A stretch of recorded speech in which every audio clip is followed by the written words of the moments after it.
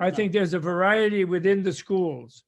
And I can tell you that I don't know if in specific, but Geshe Jamspel, the Ladakhi Geshe, who I worked with a lot over the years, he was a Kachen actually from Tashilumbo rather than a Geshe, but we call him Geshe also. And he has the Kachen degree from Tashilumbo. It's like a Geshe degree. And he always used to say that even within the Gelugpa school, that at different points in its history, different scholars had sort of revelatory experiences, of Buddha nature, you could say, that they, or Buddha essence or Buddha element, that they interpreted in a Shentong manner, and then they were criticized within the Gelugpa school. So I think it's better to realize that these schools have pluralistic, arguments within themselves. It isn't like one school versus another. Then it can descend into a tedious sort of sectarian thing that is not a good idea.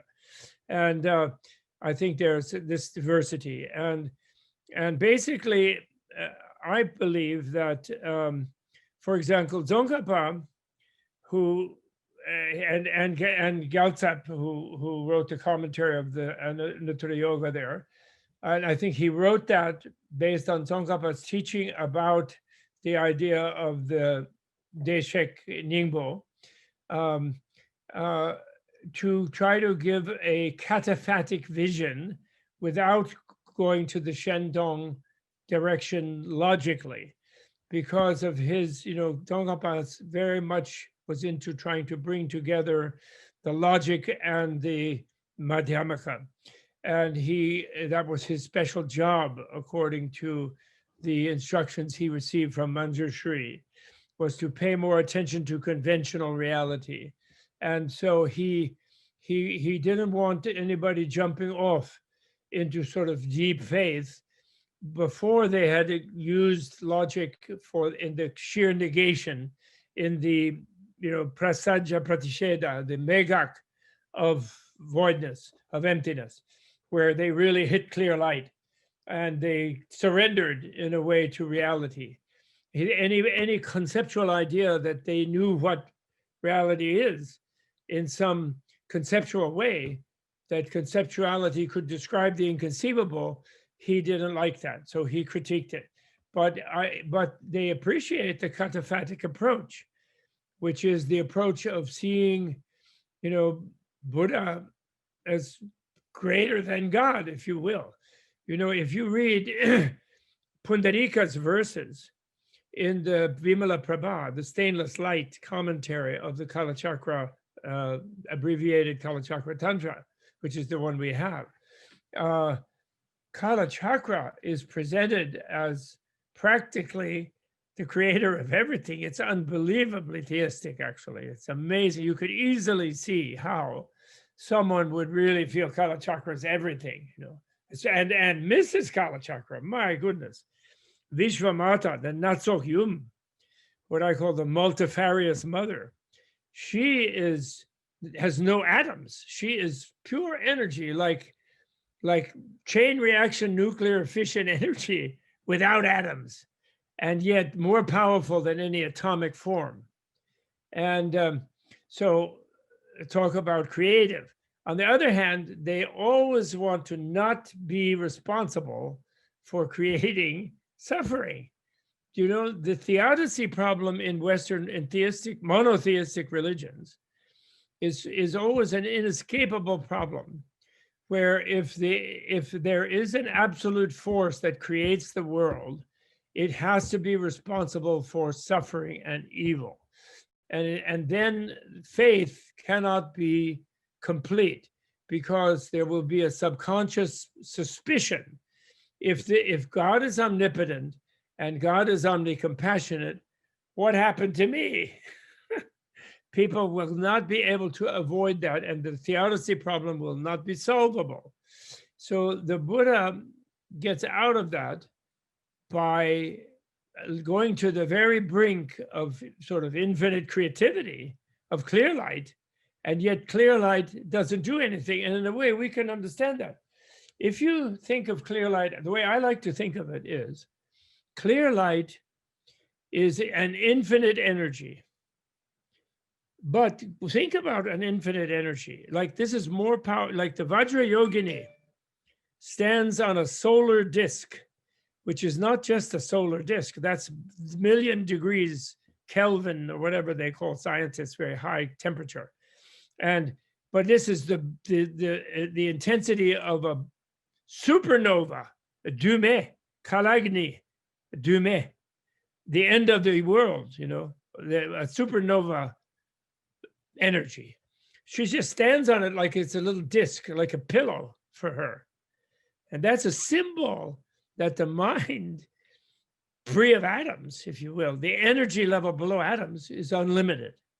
But an unlimited energy, infinite energy, will not do anything on its own initiative. It doesn't have initiative. Why? Because everything is already done from the point of view of infinite energy. There's nothing to be done. So therefore, people can draw themselves from the well of infinite energy, people who need to do something, but some being that needs to do something. And maybe Buddha's compassion needs to help beings so they can shape forms like Nirmanakayas out of this infinite energy, as many as they want, infinite number of saviors they can send out. That's Sheresik, Dharma.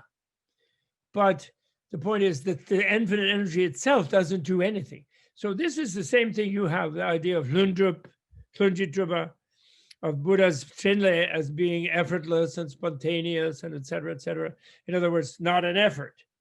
Anabhisamskara, dumache. So in that area, as the great, what was his name? Dakchen Rinpoche, not Dakchen Rinpoche, the other one who lived in Seattle, the great Sakyapa.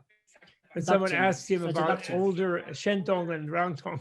He said, his answer was, what's his name? A wonderful Lama. Oh, Deshung Rinpoche. Deshung, that's right, Deshung Rinpoche. He said, oh, what do I think about it? Here's what I think about it. Shentong la jiao su xiu, Rangtong la jiao su xiu. And I like to think that's my attitude as well. And I think that's Rinpoche's attitude, because he defended Kalachakra. You have to remember, his Sakya teacher, Rendawa, said he was nervous about Kalachakra. What is this Tong Suk? We don't like Tong Suk. We're not empty void body or void image or void, no atoms body. We're not worried about that, etc. He had 14 different points he worried about Kalachakra. And Jain Rinpoche loved Kalachakra. And he respects Kalachakra lineage from Jonang. But he doesn't agree philosophically about on the sort of regular level of reasoning. He wants to be this idea that the absolute can have qualities, he can't deal with that. So, but he respects completely. He also shows to the feeling of the complete immanence of the absolute love, wisdom, shunyata karuna garbham, voidness, the womb of compassion. And this relates to one thing. I just want to say one thing about it. I'm going off on my own agendas, but never mind. And that is this. There are some people nowadays who have been studying with the scientists about compassion. And then they're into this thing that compassion and empathy are different. And I'm sure their own compassion and empathy are different, because this is not yet Buddha's compassion. But Buddha's compassion is complete empathy. It is not a withdrawal from empathy and then you bring up some other ingredient. Although in a way, there is another ingredient, which we would call bliss. Bliss, great bliss, is so powerful that you can be fully empathetic at the same time without losing the bliss, which is inconceivable. So I've said that, and it doesn't mean anything. I don't pretend that, I just said it all. But I'm pushing it to the point of where we realize that what a Buddha is, why he's inconceivable. He's melted into Dechen, orgasmic bliss, embracing the entire universe, which is what Mahamudra, the whole universe is his consort, if you will. And I use orgasmic instead of that euphemistic Snellgrovian innate. Lenje. This is Pomo Lenje. So I'm saying that.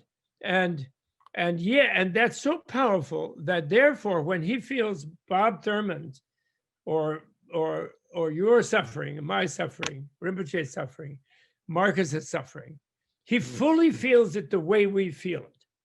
And he can do it without losing bliss, but yet he also fully feels it. And that's why he can help us, because he knows, he's like the doctor CAT scan who knows exactly what your sickness is, what is your klesha, because he feels it, he experiences your klesha. So he knows what you need as an antidote to your klesha perfectly.